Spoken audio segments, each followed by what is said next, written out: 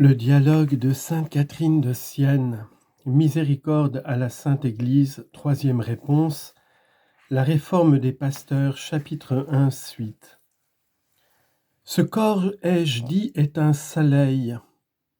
Le corps ne peut donc vous être donné sans que vous soit donné aussi le sang, ni le sang et le corps sans l'âme de ce Verbe, ni l'âme ni le corps sans ma divinité à moi, le Dieu éternel.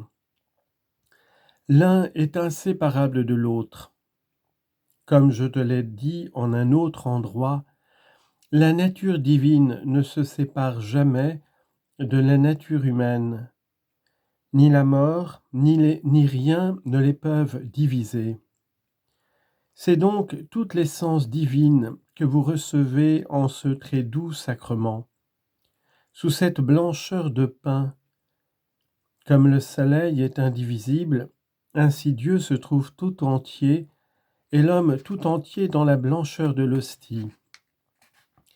Diviserait-on l'hostie en 1000 et 1000 miettes s'il était possible? En chacune je suis encore Dieu tout entier, homme tout entier, comme je t'ai dit. En divisant le miroir, on ne divise pas l'image qui se voit dans le miroir. Ainsi, en divisant l'hostie, on ne divise pas Dieu, on ne divise pas l'homme, mais en chaque parcelle, il y a tout entier le Dieu homme. Et il n'est pas non plus diminué en lui-même, comme on le peut comprendre par l'exemple du feu. Si tu avais une lumière et que tout le monde vint y allumer ses flambeaux, ta lumière n'en serait pas diminuée, et chacun cependant l'aurait tout entière. Il est vrai pourtant que chacun y participe plus ou moins, suivant la matière qu'il présente à la flamme pour en recevoir le feu. Un exemple te le fera mieux comprendre. Supposons qu'il y ait plusieurs personnes à venir chercher de la lumière avec des cierges.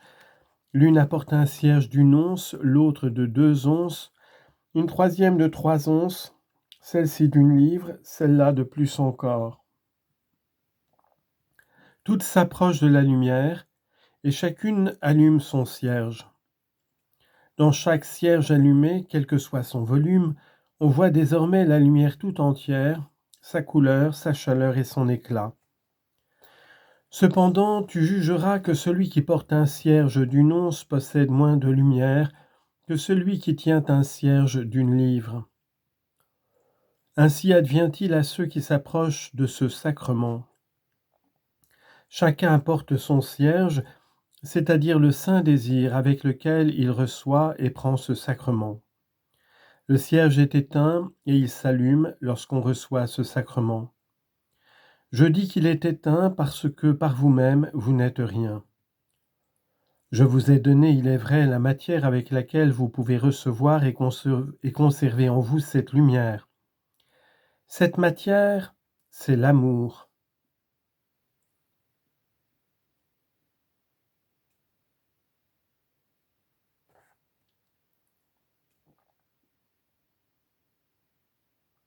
Parce que je vous ai créé par amour, ainsi ne pouvez-vous vivre sans amour. Cet être qui vous a été donné par amour a trouvé dans le saint baptême, par la vertu du sang de ce Verbe, la disposition sans laquelle vous ne pourriez participer à cette lumière.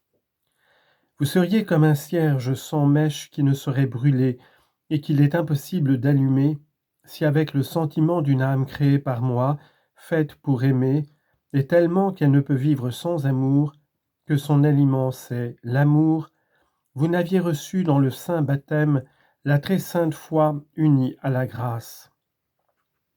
La très sainte foi, voilà la mèche qui peut s'enflammer à cette lumière. Et où donc l'âme ainsi préparée allumera-t-elle son flambeau? Au feu de ma divine charité, en m'aimant, en me craignant, en suivant la doctrine de ma vérité.